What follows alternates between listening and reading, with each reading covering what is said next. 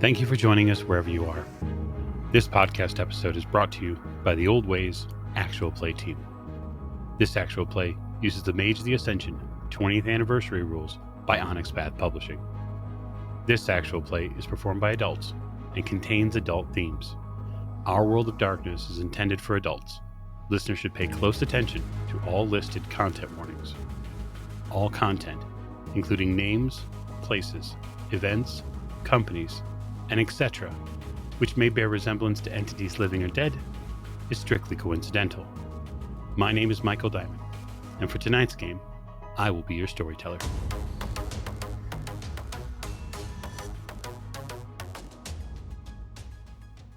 Thank you for joining us again on another episode of the Old Ways Podcast. I am your storyteller this evening, Michael Diamond. My pronouns are he, him, and we are back with another episode of our Ascension of Babylon series, our Mage 20th Anniversary Edition show. We'd like to thank you for listening, and those of you who are supporting the show via Patreon, we offer our greatest thanks to you as you help support the show do all sorts of fun stuff, which you'll get a chance to take part in very shortly. You can go ahead and jump over to YouTube and check us out there, the Old Ways Podcast over on YouTube. Join our over 1,100 subscribers and dig into all of the visual tidbits. You can also jump over to twitch.tv/theoldwaytwitch and see us do stuff live, like Shadowrun and other games that are soon to be deploying in those visual markets. And now we will get to introductions to my right. Hi, this is Allie, and I play Kayleigh Hannah Godfrey. Indeed you do. And to Kayleigh's right. This is Lecco as Dante Maxim Vargas Bailey, who needs to know what he needs to know. And with Dante. Bunny, I play Dante's tutor, and I'm internally screaming every step of the way right now. Yeah, it was a big episode, last episode for you guys. I love it. At the end of the table. This is Jake playing Oliver Devereaux, and I get to spend time in one of my two favorite places, the library. You do. It's interesting given the fact that you haven't really even tapped the entire depths of this place yet. So you sort of get to dive in with, that sort of Scrooge McDuck full force into the books. Dive and swim through the books. You might be careful. Make sure you check the medical plan on that. So with Oliver. This is Silas. I will be playing Suits, and let's see if we have a good time at the library. Last but most certainly not least. Hi, this is James, and I'll be playing Adam Harrison, and Echo Park is somehow getting worse. I don't even know how it's possible personally, and I'm the one doing it.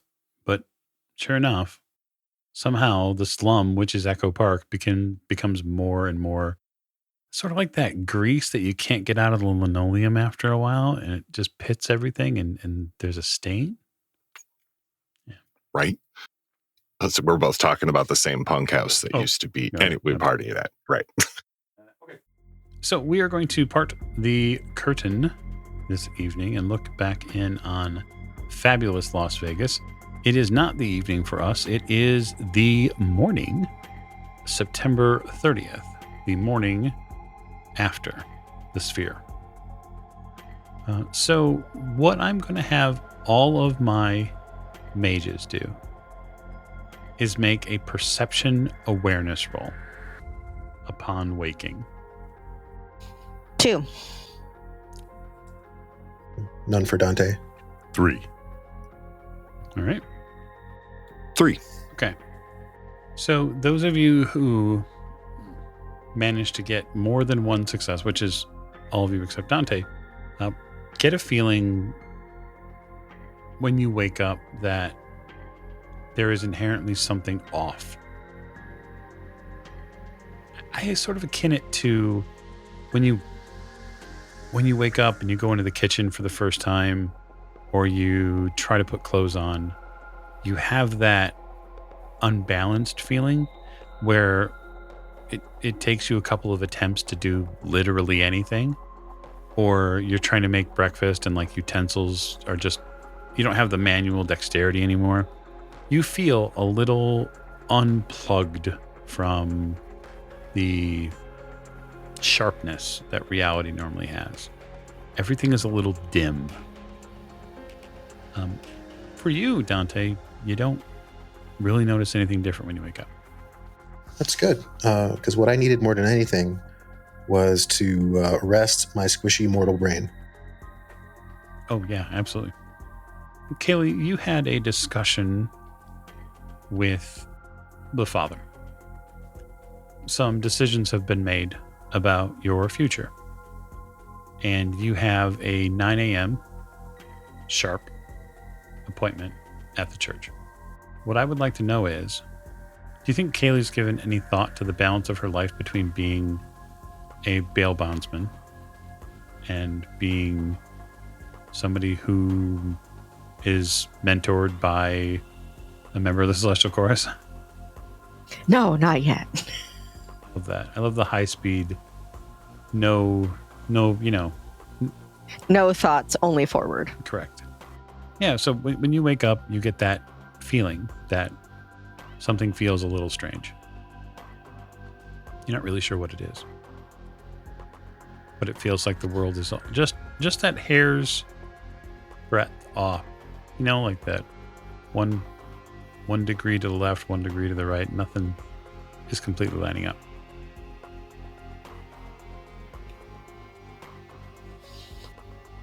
And I know that's going to have me a little off kilter, because when everything in the world seems off, well, I'm definitely not as present as I usually am. So getting coffee, probably missed the coffee cup the first time as I pour it, things of that nature.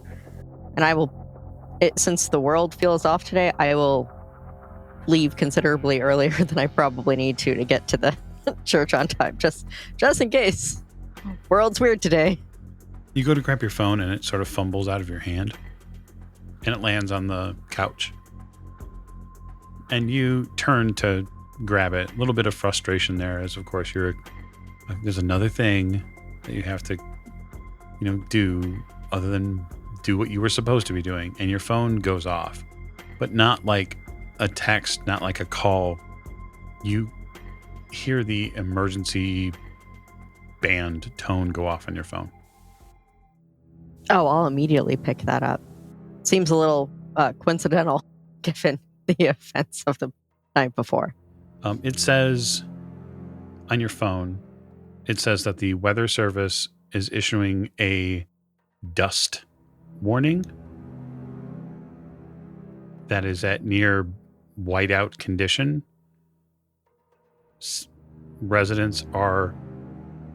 It is strongly suggested that citizens stay in their homes. That's not going to stop me from making it to the church. Okay. So you're going to open your front door? Yeah. You open your front door. And it's like dust and fog and something has rolled in. It is not 100%, right? You can see things. I don't know. I'm sure you, the player, has seen an awful lot of fog, but this is pretty dense. Visibility is probably 30%. So like you can't see your car readily. Well, and driving my car probably isn't the best idea right now anyway. Not much sand. Oh, people are driving. Other people are driving for sure. You can see it. You can hear it. You're not outside your front door for more than 30 seconds before you hear a car accident happen. I guess the question is, am I within walking distance of the church? Because I'm within walking distance of my I don't remember if he's he is a fiance.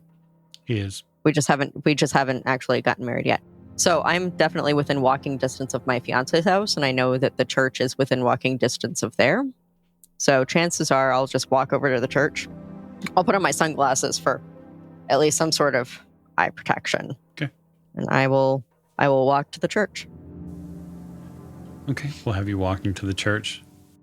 Dante, you get woken up by your phone going off. Well, never going to get used to that. I will fumble for it and take a look, see what I can see. Yeah, the message is a little strange for you. Just because you probably have never seen on this style of phone like an emergency, alert come in, right? Where it makes the weird tone. Oh, so it's screaming at me. Awesome. Yeah, it's all 100%. 100%. It's screaming at you and telling you that there is a dust storm that has come, that visibility is poor and that residents should stay in their homes, and there will be further updates throughout the day. And then once you clear that message, you see like 50 text messages from like the family who have like gotten onto group chats and are now like hammering their phones to try to talk to each other. And What is the general sentiment? well, that really depends on like who you ask, right? Sure. As to be expected, Calliope is trying to tell people to essentially shut the fuck up and calm down and like gather. Like, we're here, we're fine, everything is fine at the house.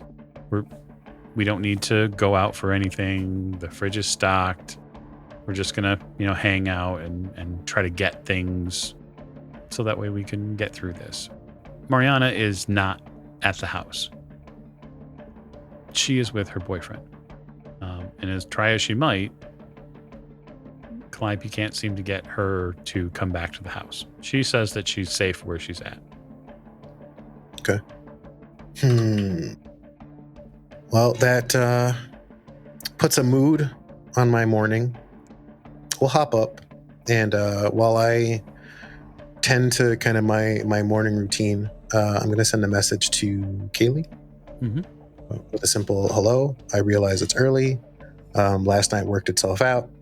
If it's possible for us to meet so I could pick up my duffel, I'd appreciate it. Otherwise, keep her safe during the storm. That's the message I send while I'm like I'm not going to go outside and go take sand in the face.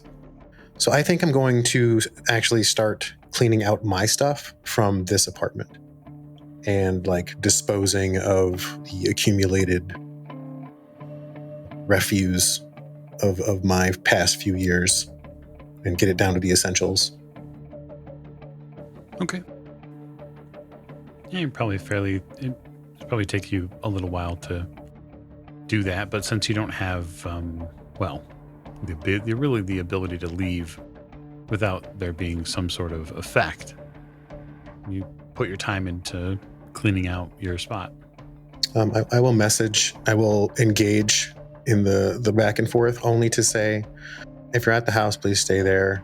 Those of you worried about the people at the house, worry about yourselves. Be fine. Call me if there's a problem. That's basically it. I'm at the old apartment. Okay. Oh, we can talk about the show when all this blows over, literally.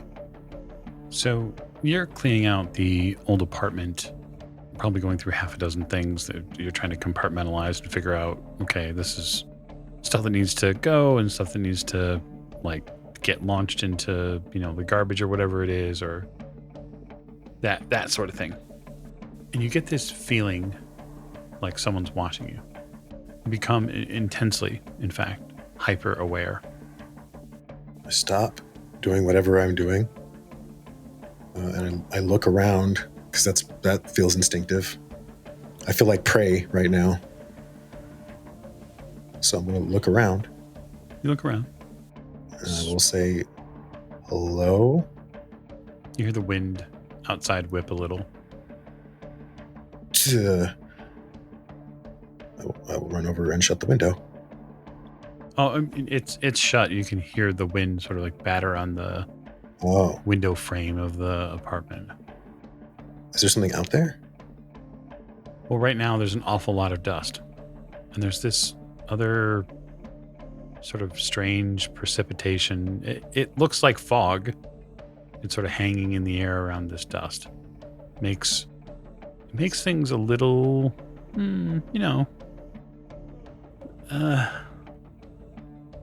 makes everything a little hard to see. Well, that's great. Love that. I will draw the blinds, so I don't have to look at that. Just willfully blind myself. I wonder if this is a normal dust storm. See, I was going to ask something silly like, why wouldn't it be?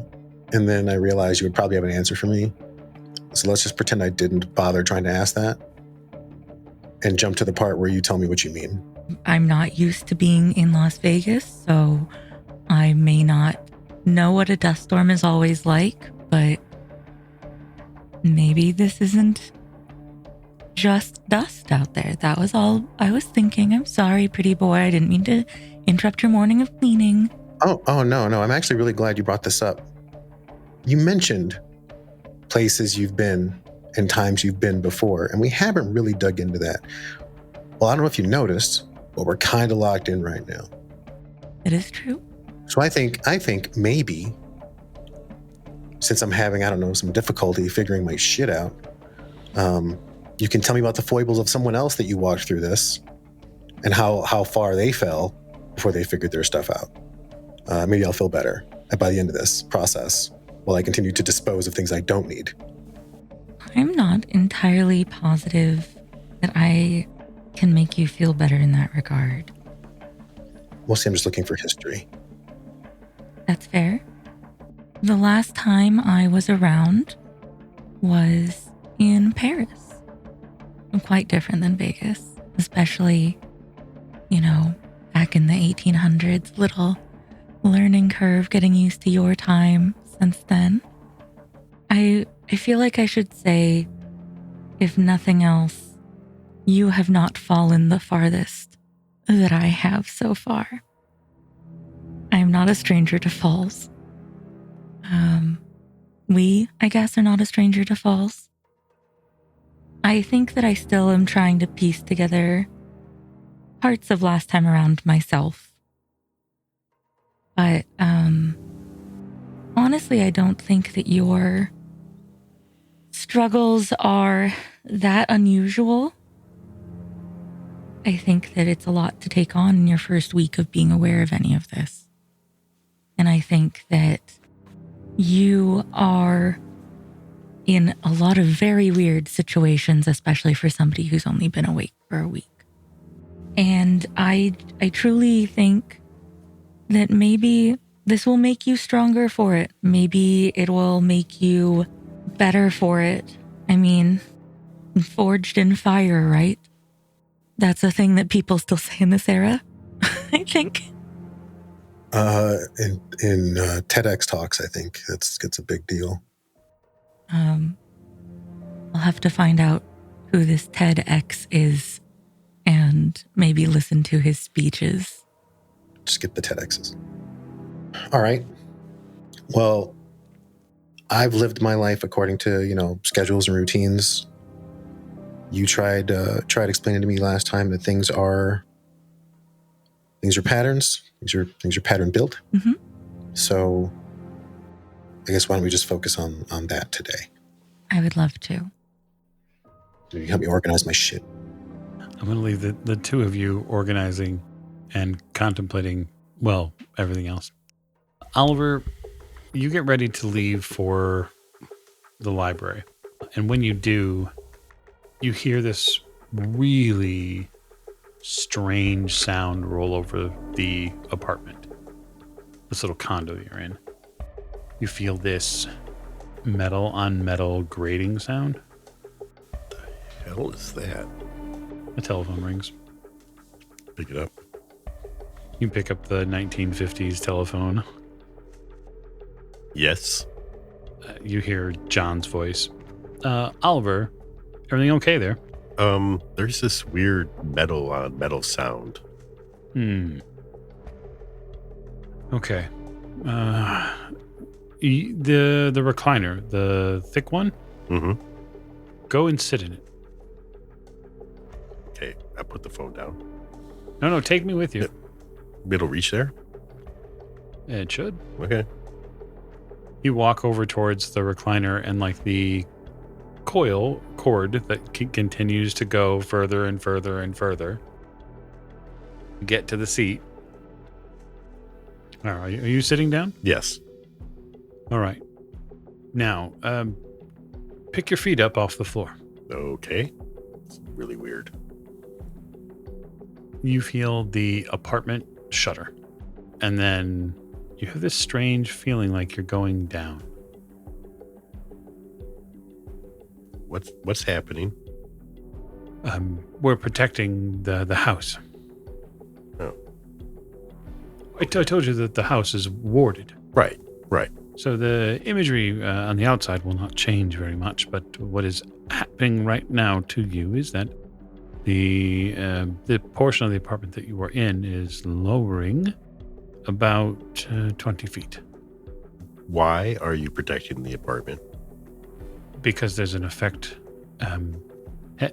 Have you not looked at your phone recently? Well, no, I just got up a few minutes ago.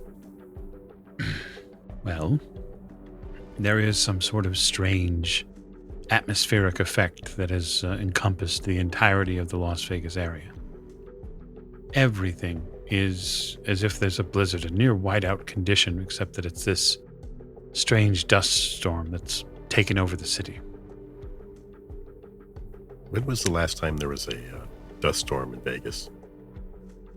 I can't really remember. I suppose I could Google it for you, though. No, that's more thinking out loud. Okay, I was going to come to the library, but I guess I'm going to have to wait. No, you'll still be able to. Oh, really? Yes. I am. For such occasions, I have plans. Okay. You hear the house stop shuddering. I guess I'm stopped. Good. All right, now, go into the bathroom. All right. Get up and, walk towards the bathroom, and this sort of, not comically long, but long phone receiver cable continues to go with you. And you hear him say, what I need you to do is fill the tub with water until it is at its absolute top. Then retrieve a book from the bedroom nightstand. It's going to give you instructions on how to activate something in the house. All right. Are you pranking me? Is this a prank? No. All right. I will get the book, or I'll fill up the tub. Then I'll You start filling up the tub and go and grab the book, and you realize that the book is a sort of a pocket guide. And as you look through the pages, it's essentially like portals for dummies. It's really basic. But the idea that is expressed in the book is that there is a fundamental method of moving between different spaces, and one of them can be submerging yourself in water completely. I see. And it gives incantations. And then on the last page, there's this note that's been added that says, in the event of an emergency, if one needs to get out of the house and go to the library directly, you would be able to use the bathtub. You'll have to inscribe these sigils around the bathtub before activation. And it gives you the entire string of glyphs that you have to make. You know, John, I'm going to let you go. I'm going to deal with this here. Oh, come through clothed, would you? And then going to be wet. No. We'll take care of the whole thing. Okay. All right. It's just that the bathroom that you'll see. All right. Okay. It's Sherry's bathroom, and I don't want you appearing there. Fair. Okay. All right. I hang up the phone. So, Suits, this is probably pretty strange for you to see happening. I would have to say so. So, bath time for transportation. This is, I suppose you're not at the point where you can just think about it and make it happen. No, I'm not. Maybe the trappings are important this time around. We could just use a fireplace, out of a certain book. That would be a lot easier, but no. Okay. I inscribed the runes and glyphs.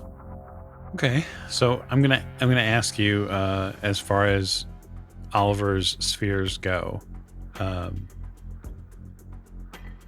what's his prime at?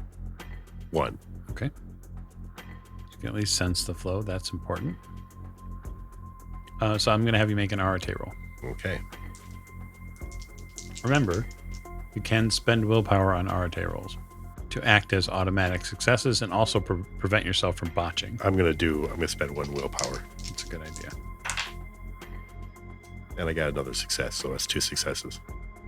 Okay. So you kind of get a front row view of this as your guy spins up, effectively activating a wonder. But you realize something a little bit before he does, which is he's going to have to completely submerge himself in this tub, and that is going to look hilarious from this point of view. You inscribe the glyphs, and as you do, right, you sort of you get a feel for things. You get a feel for how the energy here flows.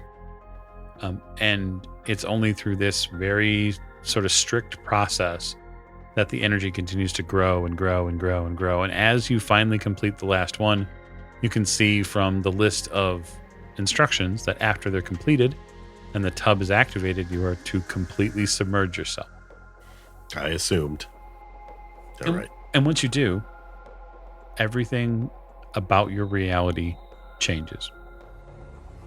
You feel the water around you momentarily, and then it feels like the bottom of the tub opens up and you feel yourself fall.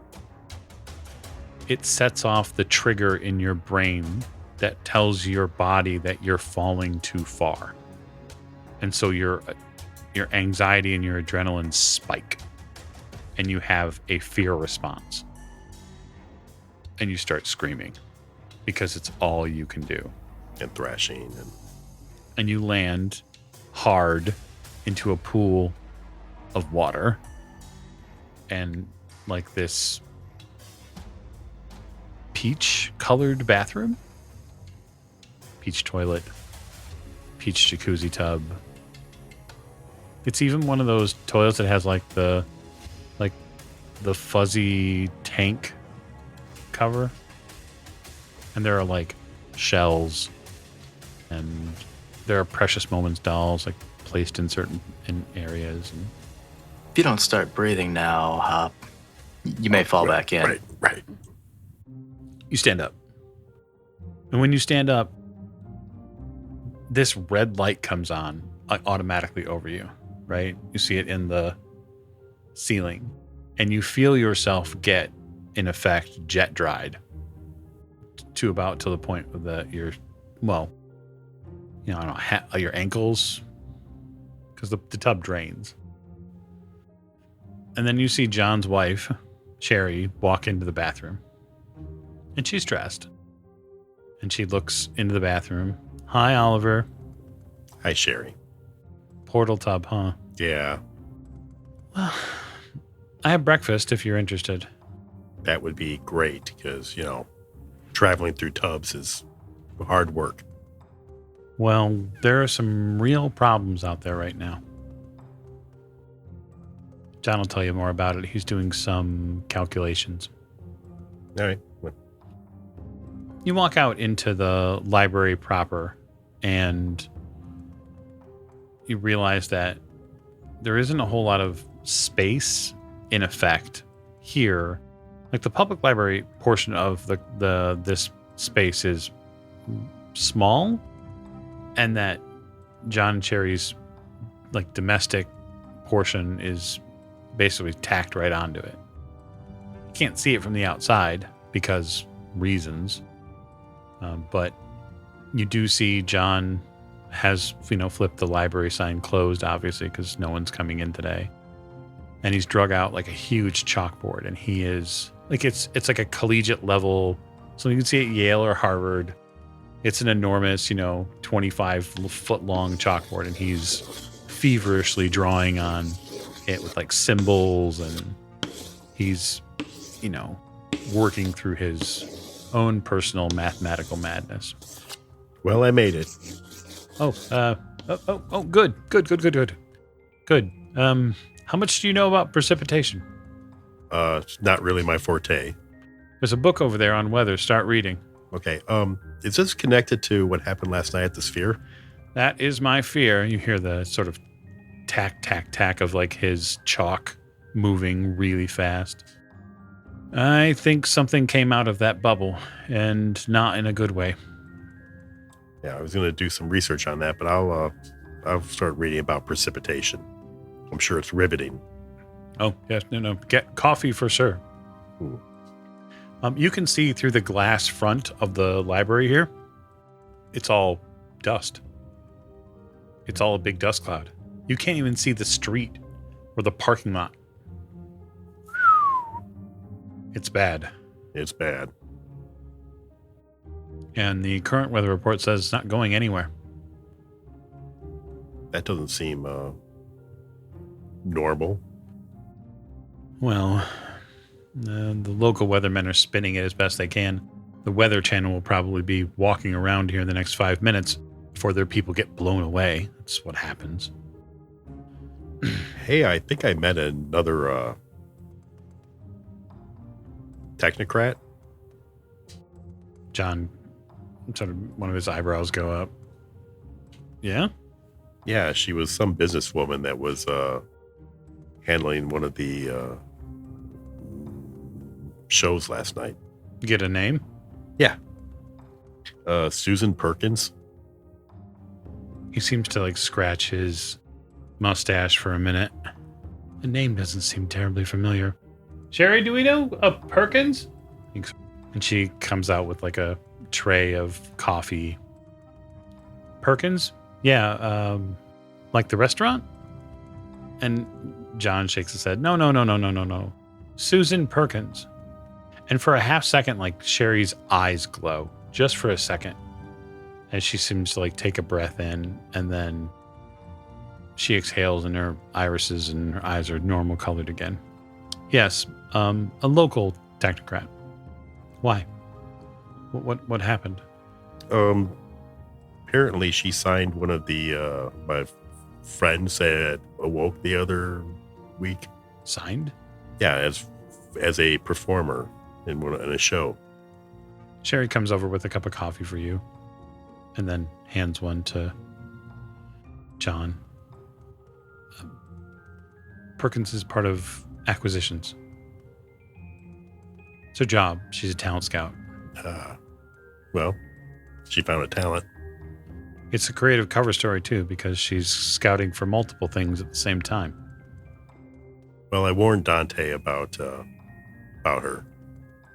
I could tell pretty much from the beginning that there was something wrong with her. John looks at you and says, how did he take that? Not well. I'm a little worried that he might confront her. Well, everyone's going to find their own truth in a different way. We lost a lot of good people fighting over what one side thought was right versus wrong. I would rather not go down that road again if we can help it. Yeah, let's just try to avoid each other for now. Well, you should be aware of who they are and what they can do. And they are still exerting their own form of control over reality here. They're still the top dog. I can guarantee you this cloud has got them in a fright. Oh, I bet. Yeah, we were in the casino, and you could tell that everything was just pulsating with energy. He walks over to the chalkboard and taps on it. You see this here? Mm-hmm. This is the level of energy during the U2 portion of the show. Here, he sort of scratches the chalk back and forth on the board. This is it after. The number is 5 times as high. That's a big Twinkie. Indeed. He takes a sip of the coffee. We just have to determine what it means. So, precipitation. Yeah, right. Adam, of all places in the world, when there is a dust storm, a trailer park isn't generally the place you want to be. Yeah, it's kind of it's already a shitty place, but for a fine grit to be covering everything, it just adds that much layer of, that extra layer of shit. Yeah, and for you, because many folks that live in trailer parks are a little bit more exposed to the elements because they don't have the, sealed portions of all the doors, windows, air vents, etc. Many of your, we'll just say, slightly distant neighbors, because, well, the close ones are a little, they already have problems. They've moved out? I think that's the best way to say it. The ones that are further out, you can tell many of the residents of Echo Park are struggling. Like, when you wake up, your dad's trailer is in a state. Like, the dust has come in the front door and in the windows and through the air vent. And that's this crack over here on one part that really never, ever, ever got fixed. Is spewing crap into the trailer now, I assume. Yep. Are there any, do I happen to have any of the N95 masks left over from COVID anywhere abound? Or does my dad, considering I haven't cleaned this place yet? Yes, you do have a couple of N95s. You can actively see that there are people outside using them. I grab a couple for myself. Probably little to no cell phone reception, I would bet, with a dust storm this bad. Correct. All right, so he grabs his dad's watch because he wants to know what time it is, because there's also going to be no way for him to see the sun. Mm-hmm. And his keys and a big piece of cardboard to put over the radiator. So the sand does not kill the Buick before he gets to town. Sure. He lingers only a moment to look at that now caked dent on his door and thinks to himself he maybe had an idea in the night, but first let's get somewhere where he can breathe maybe a little bit better than this. So he's going to head into town, at least to Life on Mars. Okay. Which is far better sealed than any place in Echo Park. Yeah, driving out of Echo Park looks like you're driving out of a Mad Max movie. The toughest part for you on the road, not only just getting out of Echo Park, but beyond it, because it's not necessarily in the greatest neighborhood that surrounds Echo Park either. Right. You can see the societal breakdown is beginning here. These people who have nothing, next to nothing, really, not totally destitute, but obviously they're struggling in many ways. This storm is clogging like their AC units. Mm-hmm. It's causing power outages, I would assume. Yeah, it's not like the heat is abiding. Vegas is still hot. It's September, so it's not as hot. But the additional precipitation that seems to be in the air is creating, like, I think the best way to explain it is clumpy air. Sure, it's chunky style air. Yeah, it's air. It's very humid by comparison now, and this place is not in any way, shape, or form prepared for super humid weather. All right. He keeps his mask on and tries to at least get there as quickly as possible, because he doesn't not 100% certain how long his old car is going to hold up to this sort of punishment. And should it conk out, which he's waiting for that, he's going to have to think on his feet. The people, this is a pressure cooker. These people are going to freak out if this storm continues. They can't get to resources, and they don't have their basic necessities being met. So Adam has been in places where people have been confined in really nasty conditions, really close to one another, and he has seen when they turn rat on one another, and that's not something he wants to be out in. You head to Life on Mars. So I'm going to make a roll for the Buick, because I feel like that's reasonable. I think its name is Dutch, by the way. Okay. The name of one of my old Buicks. Dutch. I'm going to give Dutch 4 dice. Fantastic. That's more dice than my old Buick It's had. more dice than Dutch deserves. Right. Mike knows the Dutch, actually, and I think Jake does too. Oh, God, that's terrible. Okay. So I rolled a 3 and 3 1s. Oh, God. So Dutch didn't need a name. Dutch is on fire now. You pull out of Echo Park and you get exactly 1 block before Dutch heaves and completely shuts off. Son of a bitch. He puts Dutch in neutral and pushes Dutch way down into the ditch because he doesn't want anyone in this almost non-invisibility to rear end Dutch at high velocity in trying to flee or, have to get to the hospital. So. You get out of the car. As you get out of the car and get it to a relatively safe spot, you get passed at high speed by a 17-year-old kid, probably, on a dirt bike wearing a full face mask. Not a terrible idea. Smart kid.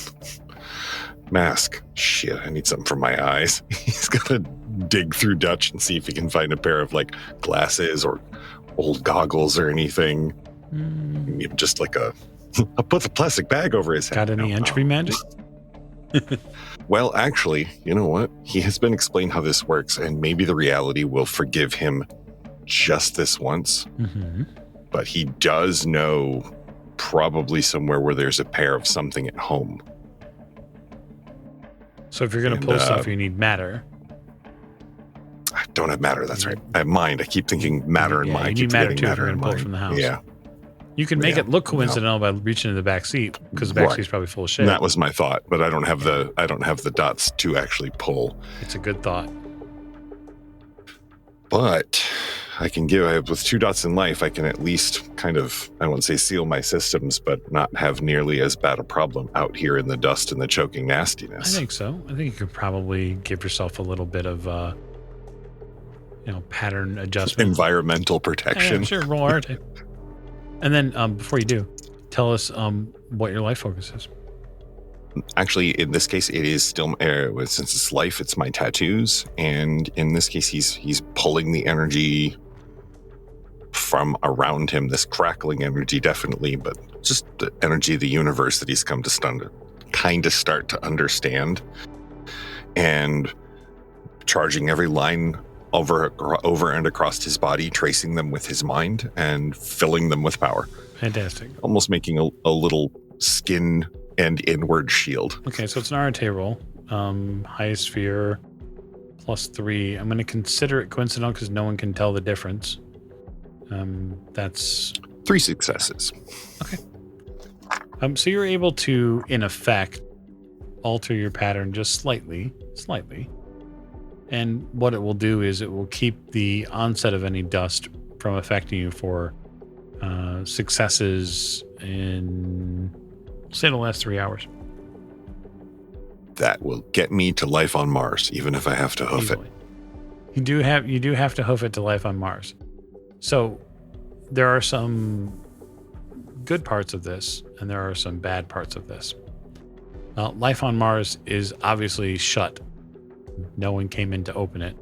You have a key, so you'll be able to get into it. But when you get there, while your pattern was able to sustain you through the journey to not make the dust a terrible problem, you have to release all of that stuff that's in your body because it still got in. And so you get basically like a dinner-sized pancake amount of dust comes out of you. He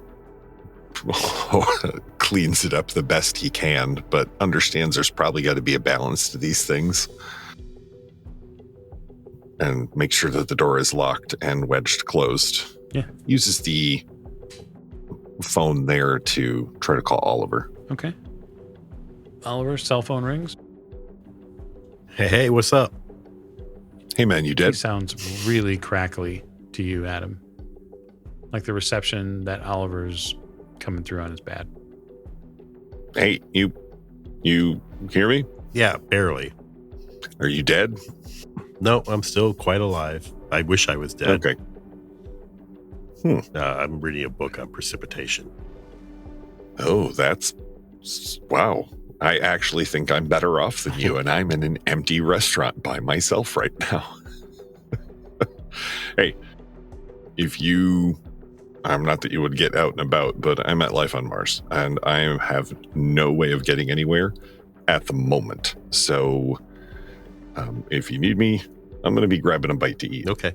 If you can get here, you're more than welcome to drop off. I'm right now trying to figure out what's going on out there because this ain't normal. Oh. Well, I was going to also poke around, but I was going to do more, more of a on-foot sort of fellow. So, all right. Well, I will call you back later. Okay. Oh, and my cell phone is crap, so I'm probably going to have to call you from here. So if that's the number comes through, it'll be me. Yeah. All right. So I'm going to turn back to Kayleigh, who arrives at the church to see Father Price. And she could, of course, respond to Dante's message if she'd like to. Yeah, so I probably wouldn't have even bothered to look at my phone if I was still walking when I got that text message. So once I'm in the church, I'll look at it and go, oh, right, that duffel bag that he asked me to look over that I just left here. The father probably took care of it, right? Right? It's all internal monologue, of course. And I will call out for Father Price. He walks out from his office in the back of the church and walks through the small sanctuary space. Oh, you made it. I did. It's the helpful thing about living within walking distance. Well, you get points for coming with the weather as bad as it is. Thank you.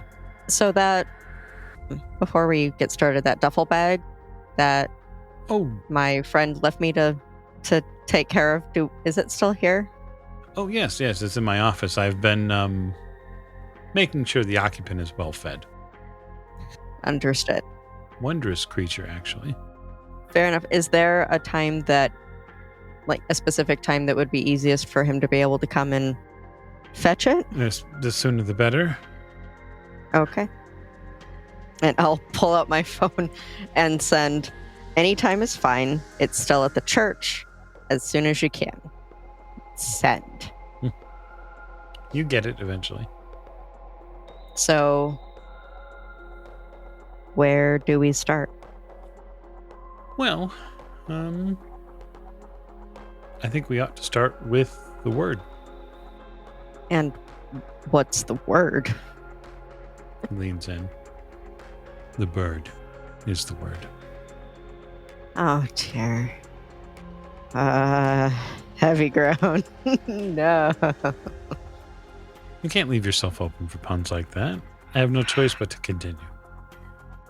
So what's the real word that's not a bird? Well, I think what is important to remember is where we come from so we can understand where we go. Right? Sure. Part of what our tradition is about is history. The Celestial Chorus has had a rather eventful history. And I'm happy to go through all of it with you, but really one of the things that we'll need to key in on is sort of the 5 doctrines. I'll pull out the notebook that I brought with me. All right. And I will sit in a pew, unless we're going to go back to his office. No, he sits right here in the sanctuary with you. Okay. The doctrine of charity, which is the first one that we always must remember. You see a white furry creature like run along the main aisle of the sanctuary and like intertwine itself inside the father's, his leg and start running all the way up he picks up this mink and sets it like on the rail of the pew, and it starts running along back and forth. The Doctrine of Charity says that we must direct our resources to where they will do the most good. It's an important Okay. thing to remember. Charity does not end. There will always be people who need help. And the Celestial Chorus is committed to helping them. And while the one might be infinite, we are not. We seek advice from others when dividing both rations and spoils. And so if there is some sort of grand victory in the future for us, then whatever comes of that victory would be divided fairly. The second doctrine. You sort of have the pen hoisted. Dante, that text arrives for you. All right, cool. How far along have I gotten with has time passed? Yeah, I'd say probably about an hour or so has passed. Okay. So I spent the hour also conversing with ye old Avatar. And what I understand at this point is that if there's this energy that makes up everything, I need to figure out how I see it and interact with it. So I have thought. So I'm going to go ahead and get myself a couple $100 that I have and my TV, and I'm going to walk it down a few flight of stairs to the downstairs pod guy in apartment 22. I think his name's Davey. I've always just kind of called him buddy or friend, but honestly, it's irrelevant. I stop at his door and I give it a couple solid knocks. Well, you guys have an apartment, so you're walking internal hallways, right? Yeah. In the apartment building. Like I'm walking down the stairs a few flights and then exiting the stairwell with my television and walking into his door. He opens it. Hey, man. Crazy about this storm, huh? Yeah. I remember me, right? I'm Dante, 6th floor. We've been neighbors for like 3 years. Yeah, man. What's up? You okay?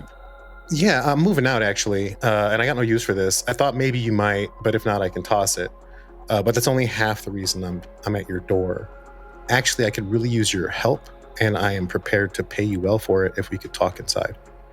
Hey, man, you're cute, but I don't get down like that, you know? No, not that kind of help. Come on, man. He opens the door and like lets you in. No, it's fine. Come on. He's at the first floor, and his first floor has a slider that goes outside, and that's when you get like a real like full-on view of the situation. Mm-hmm. In his main room, he has the news on, local, and you're seeing just, well, I mean, it's basically like a smash cut of all of the terrible shit going on in Las Vegas. Like the strip is shut down. God damn. This dust is beginning to pile up over everything, and so there's all sorts of problems going on in the city right now. It's stay in, and yeah, thanks for letting me in. I'm actually looking for two things. Are you familiar with psilocybin? I'm sure mushrooms. I mean, not that I'm going to cop to here. Are you a police officer or something? What are you trying to get? No, man. I'm looking for mushrooms. I'd like as much as $300 will get me. I put $300 down on the table. Oh. Okay. I'm not a pot smoker, but I'm looking for some stuff for personal use. Okay. Yeah. I mean, just mushrooms? Well, that's part of the second thing.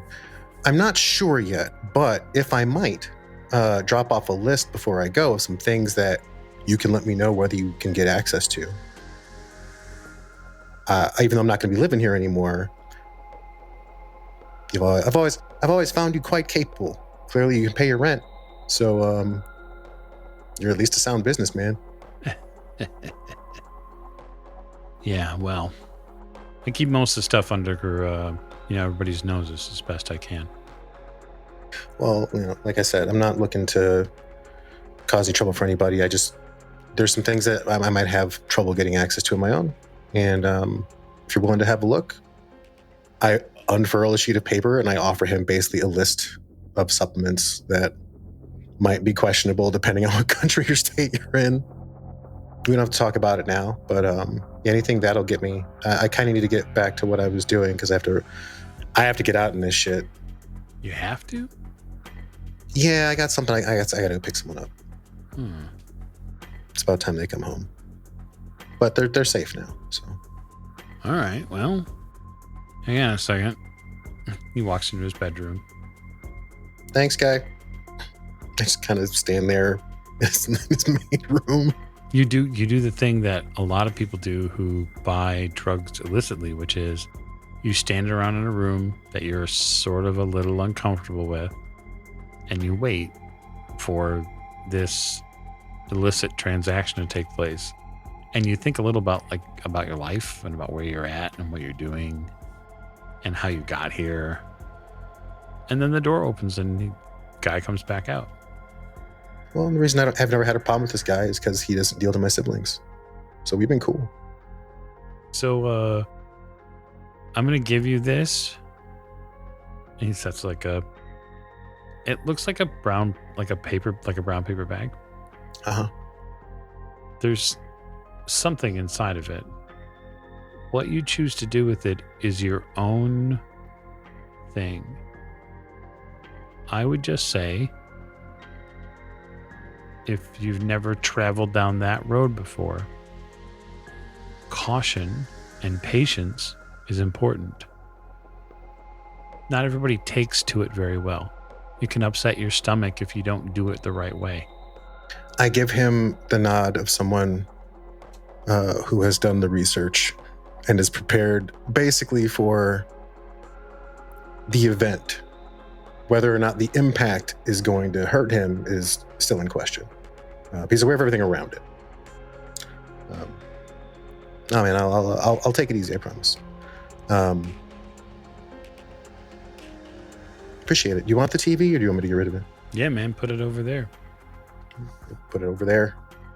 Good luck. No.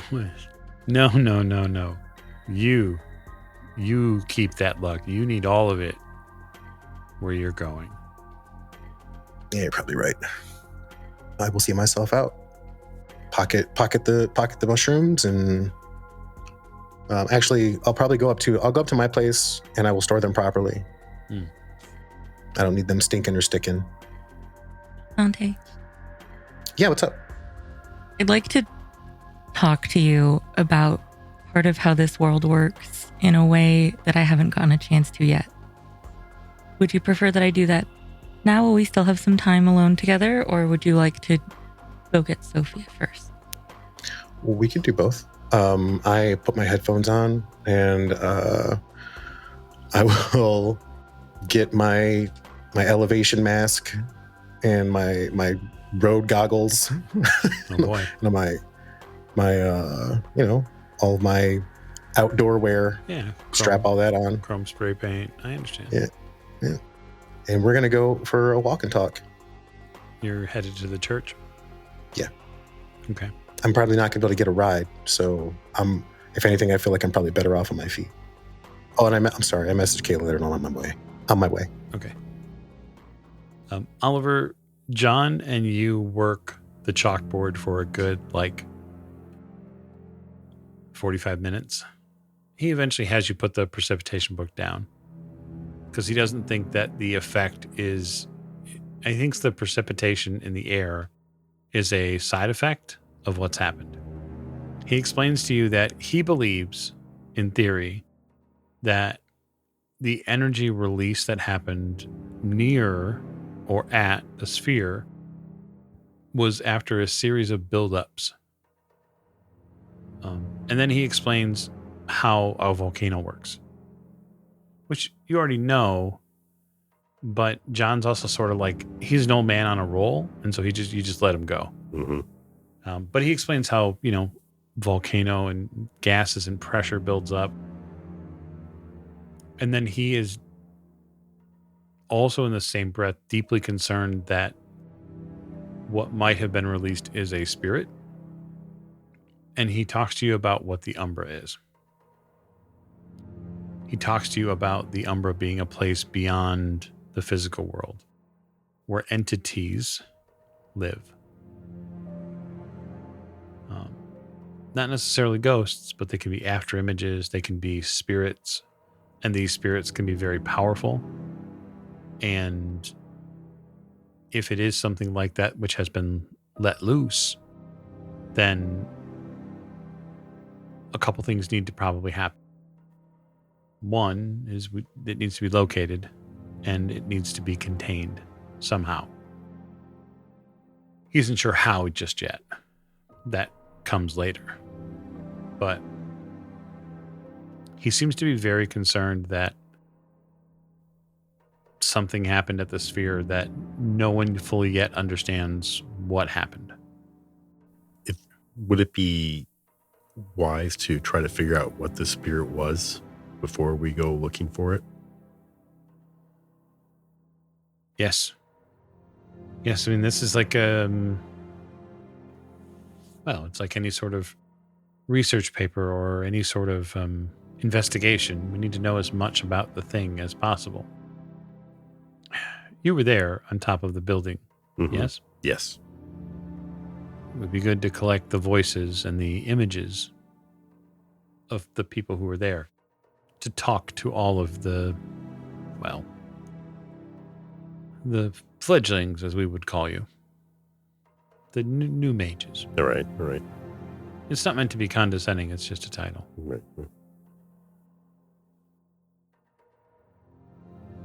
Do you think you can gather them up? Yeah. You want me to bring them somewhere? If they're amenable to it, the public side of the library I can open for them, and we can have a discussion. Okay. We just need to get them here, which is going to be easier said than done with this going on. Well, I have some old driving goggles you could use. Well, I'm more concerned about the dust clogging the engines. Oh, I mean for your face. Well, I have a bike, 10-speed, perhaps you could use. Oh, okay, right. I can't really bring people on a 10-speed, but that's fine. I'm concerned. I have a car, you know that. Mm-hmm. It is tuned specifically to do and go anywhere. But the problem with that is that it will look out of place. Okay. Do you understand how that works? Yeah. So I've prepared and written incantations into the engine to make it a near perfect machine. It does not fail. Great for repair bills, by the way. Well, yeah. The downside is that if it's used in a storm where there are barely any vehicles that are able to drive through it, that causes questions. Well, on the other hand, nobody can really see it. That's true. Well, if you are willing to be good with it, I will allow you to borrow it. Me? You can trust me. I'm the soul of caution. The people who you can't trust always say you can trust me. Like the former president. Well, I mean, everyone knew that. Be very careful with it. He reaches into his professorial pocket and takes out keys. Locate them, bring them back, so that way we can create some sort of plan of action. Will do. I'll be back before you know I've gone. He looks a little concerned. I'm a great driver. Don't worry about it. How many dots of drive does Oliver have? 1. Okay. You may want to pump the brakes literally on the grate, but I mean, at least you have drive. Because you're going to need to roll it. Yeah. Navigating the streets is treacherous at best. I guess I want to know where you're planning on heading first. I go to Life on Mars because I know that's where Adam's at. make me a drive roll. Drive and Dex. Yeah, Dex drive. Definitely in this weather. Ooh, that's 2 successes. So you managed to get to life on Mars with only a few complications. So it's 2 success required. So you barely meet the minimum. But that's to say that there are a series of car accidents along the way.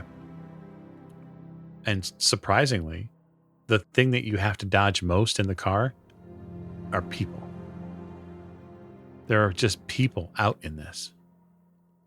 And they are searching for things, searching for others. You come across a couple people who have collapsed in the dust. When you drive to life on Mars, sort of get to that portion of Vegas, you realize that a large portion of the dust here has settled and is now blowing like dune-sized dust portions up onto people's house. It's apocalyptic. Wow, it's ridiculous. This storm is truly amazing. I can only imagine it has to do with magic, because this can't be natural. I'll call life on Mars while I'm getting close. Okay. The phone rings there, Adam. Life on Mars, Adam speaking. I'm sorry we're closed. Adam, my friend. Storm. Oh, hey, Oliver. Yeah, What's up? I'm going to pick you up in just a little bit, okay? Excellent. Can you get a burger to go? I was just going to ask if you want anything to eat. Are we seeing anyone else? Because, I mean, shit, if I'm going to turn the grill on, I might as well make something. I'm going to make myself like, I'm fucking starving. I'm going to try to find Kayleigh and Dante. All right. So, yeah, I'll cook some food for all of us. I can't promise how good it'll be, but it'll be edible. That's fine. That's all I ask. Fair enough. So I'll call Dante first. All right, you're walking in the storm, Dante, and your phone rings. Well, my earbuds are already in, so I put my hand in the pocket and I press the button and I go, "Hello, Dante, what are you doing? walking." In this weather? I tell you what, I can give you a ride. No shit. Yeah. Okay. Where you at? Yeah, that's what I was gonna say. I look around to see. Hold on. I try to find a street sign that I can get close enough to read. Yeah, you do find a street sign. You looking up is a challenge. Yee. Like I pinch my nose. Okay, yeah. McLaren Drive. Corner McLaren. Okay, I'm picking up Adam, and then I'll come and get you. You don't happen to know where Kayleigh's at, do you? Actually, I do. No. I don't know. I don't know. We can go there. Hold on. Let me. I'll reach out there and see where we're supposed to go. Okay. Where should we have her meet us? I don't know right now. I guess it depends on where she's at and whatnot. Like I said, I'm going to pick up Adam. You give me a call when you figure out where Kayleigh's at. Sure. Okay. Thank you. Yeah. You keep driving, Yeah. and you keep walking. The lecture on life, the universe, and everything can be on hold while you make more phone calls. That's fine, I suppose. No, you can talk. You don't need my permission, clearly. Okay, so Dante, I want to tell you about the Tellurian, as I understand and would call it myself. That sounds made up. It kind of is. It's sort of the word that we use for the whole of reality. Why? So it includes a few things. It includes the material world as you've lived in and know it. It includes something that I would refer to as the Umbra, which we haven't really discussed yet, but I think is increasingly more relevant after what happened last night, which is sort of the spirit world. And it includes some things beyond that I don't think you necessarily need to know about yet that are more layers to reality beyond it. But they're separated by something that I would know of as the gauntlet. It's sort of a sheet that separates the layers between your world and the spirit world. And it's a thing. It's almost, I do think that referring to it almost like a fabric layer makes the most sense because it's thinner in places that you'd expect, like graveyards, especially if they're haunted, or, untouched bits of nature. And it's thicker in places, like I'm assuming most of Las Vegas, but laboratories, big structures where lots of humans and science are. I think you refer to them as shopping malls, things like that. Large shopping districts would be very thick, which makes it a little weird what happened with that woman at the sphere, but we can move on from that for now. But it's sort of the word that people like us tend to use for everything that is and was and will be or could be or might be. And I think one of the cool things that we need to talk about is that since you're awakened, what you do sort of weaves the patterns that make those things up. It's almost like an abuela knitting something is what you do with your magic. And I think that we need to talk about those patterns, not just because they're what I seek comfort in, but because you should understand how your world works now. When I try to get you to look at those primal energies and the patterns of the things that you see. What do you think the mushrooms are for? I know. I'm not sure I want to tell you this while you're on mushrooms, though. So I'm working with what I got here. I'm just not going to trip balls while I'm walking through a sandstorm. Sure. I think that I need to tell you these things, and then you can take those mushrooms and explore them in a safe environment, not in a sandstorm afterwards. But Tellurium. Mm-hmm. Tellurium. Mm-hmm. Okay. Tellurian with an N at Gotcha. the end. Wait, with a Tellurian. Mhm. Tellurium. Tellurian. With an N, not an M. Yes. With an N. All right, got it. And you can do some kinds of magic, and I think your friends, as they were, can do others. But I should tell you that there's 9-ish kinds that we mainly study as mages. And they make up kind of everything.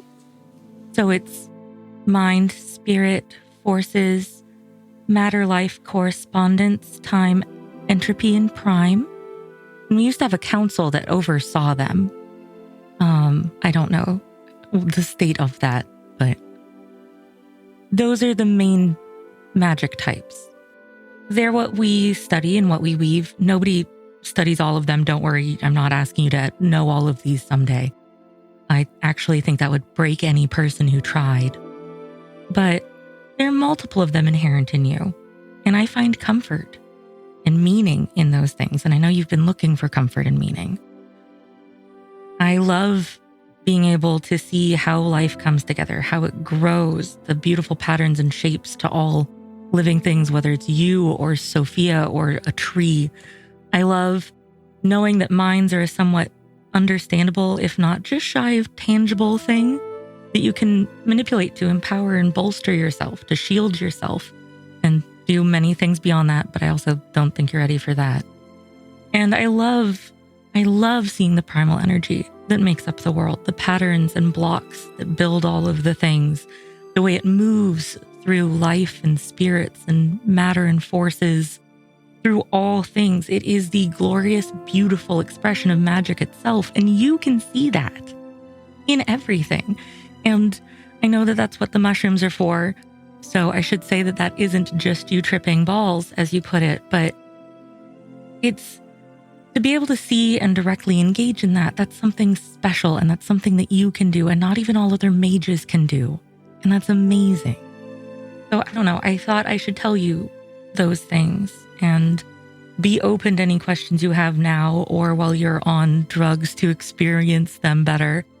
But That's something that is in everything and in all of us, and that you can do that maybe not even everyone that you're about to talk to can do. I mean, do you expect me to go another way? Like, if you have another idea, my thought process is, I need to expand my senses. This is how I know how. If you have a better idea, I'd love to hear it. One way or another, Telerian or otherwise. Here's the thing. You've been doing that already with your supplements and the ways that you take care of yourself. I mean, that's how you made that amazing breakfast that other day. And that's how you have empowered yourself so many times now.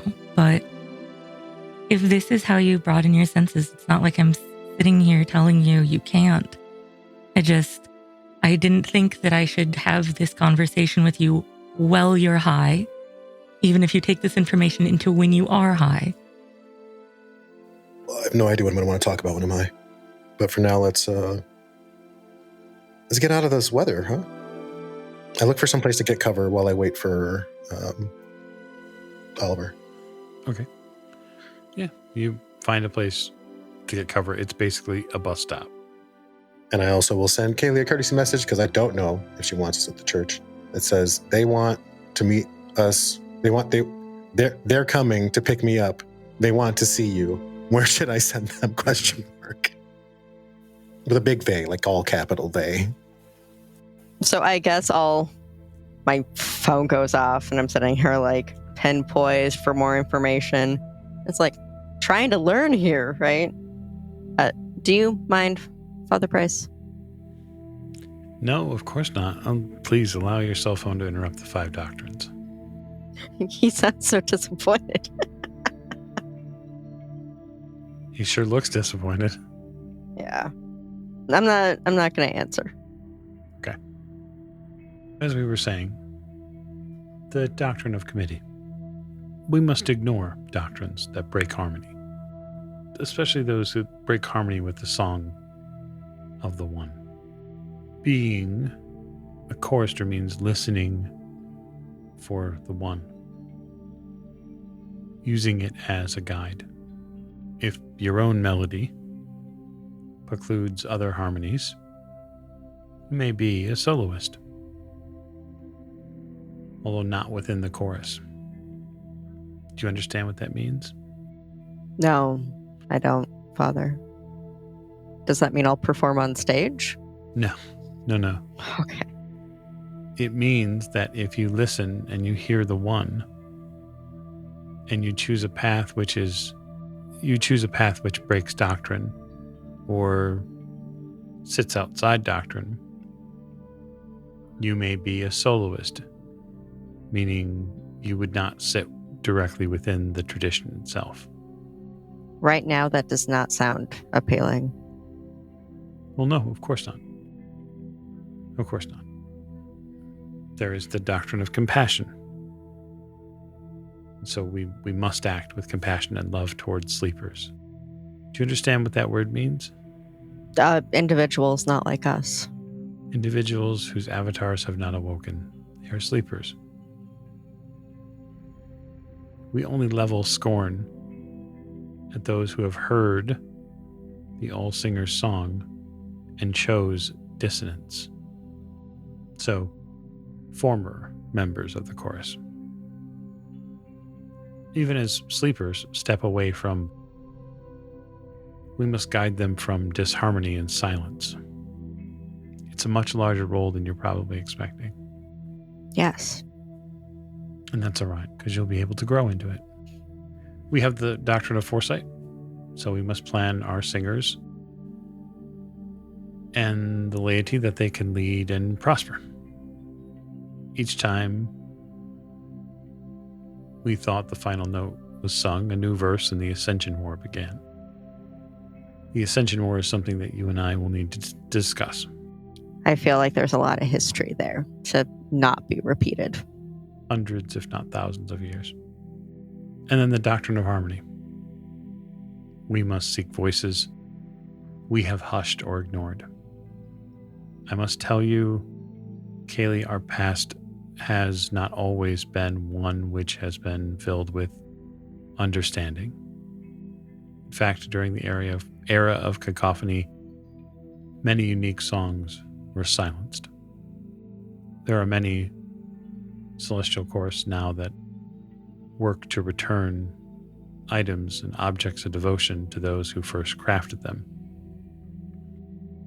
We have choristers working with the British Museum and other French museums to return artifacts to places of their origin. That is part of their charge. Does that apply to only objects, or does that apply to people too? Taking them where they're meant to be. By meant to be, what do you mean? That they will flourish best in a particular location. He holds up a hand. That is a dangerous line of thinking. We cannot make an assumption to know where someone would be best at. That is not our duty. And it can lead to unintended consequences when any tradition believes that it knows what is best. Okay. I just didn't know if there was a type of, well, magic that would lead us or help lead people to places of that sort of nature. But if we're not meant to do that, then it's not even something I'll think about. I think giving advice and counsel to a person is one thing.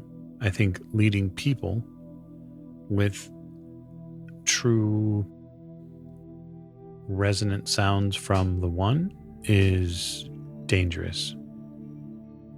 It has been done before. It has never ended well. Now, you have someone coming? Dante, the one who left his duffel bag here to collect. Good. I look forward to it. Hopefully he'll give me a moment to speak with him before he engages in any other shenanigans. Okay. Is there reading material, homework that I should... Yes. He produces a book from under a pew. Okay. Take this and begin here. And what's my book called? It's called The Lineage and History of the One, an all singer's guide to celestial chorus. Okay. I know we have some other stuff to do, but what I want to do there is sort of close our scene for the night. And we'll open next time with some folks playing around at Life on Mars. And then, well, perhaps the group is going to reassemble. I look forward to it. So I want to thank my players. I want to thank the avatars for being here as well. And I look forward to seeing you all next time.